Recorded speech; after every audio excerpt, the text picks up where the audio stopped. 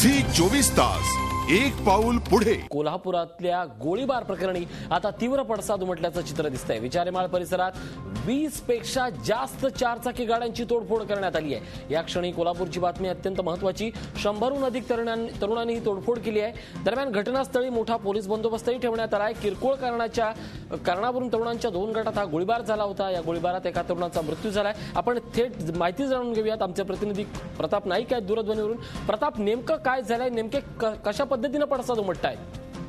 आपण बघतो की दुपारी 3 वाजता ही गोळीबाराची घटना घडली होती। त्याच्यामध्ये हेमंत गायकवाड या युवकाचा मृत्यू झालेला होता। ज्या ठिकाणी मुलाचा मृत्यू झाला होता आणि ज्याला जबाबदार असणारे जे लोक आहेत त्यांच्यावर पोलीस कारवाई करत नाहीत अशा प्रकारचा आरोप करत जवळजवळ 150 ते 200 मुलांचा मॉब आहे तो ज्या युवकावर त्यांचा आरोप आहे त्या युवकाच्या घरी जाऊन त्या ठिकाणी तोडफोड करण्याचा प्रयत्न केला, पण पोलिसांनी दुपारी त्यांना हुसकावून लावलं होतं। पण आता त्याचे पडसाद उमटलेले आहेत। विचारेमाळ परिसरामध्ये जवळपास 20हून अधिक 4 व्हीलर गाड्या फोडलेल्या आहेत।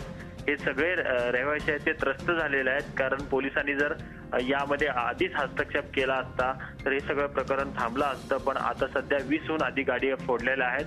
हे सगळे जे नागरिक आहेत ते पोलीस स्टेशनमध्ये जाऊन तक्रार दिलेली आहे। आता पोलीस बंदोबस्त मोठ्या प्रमाणात वाढवण्यात आला आहे। नक्कीच प्रताप, या सगळ्याला राजकीय पार्श्वभूमी आहे का आणि हे प्रकरण निवळायला किती वेळ लागेल असं वाटतंय?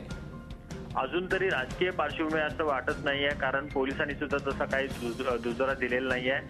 पण याच्यामध्ये हेमंत गायकवाड जे आहेत ते कोल्हापूर महानगरपालिकेचे नगरसेवक राजाराम गायकवाड यांचे पुतणे आहेत।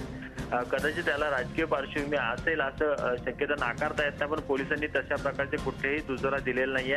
नक्कीच एकूणच हा सगळा प्रकार अतिशय गंभीर मानला जातो। आता जे वादाचे पडसाद आहेत, कारण 2 गटाच्या वादातून भर चौकात गोळीबार होण्याची 6 महिन्यातली ही दुसरी घटना आहे। प्रताप, धन्यवाद या साऱ्या माहितीबद्दल। आमचे प्रतिनिधी प्रताप नाईक आपल्याला अपडेट देत होते। झी 24 तास एक पाऊल पुढे।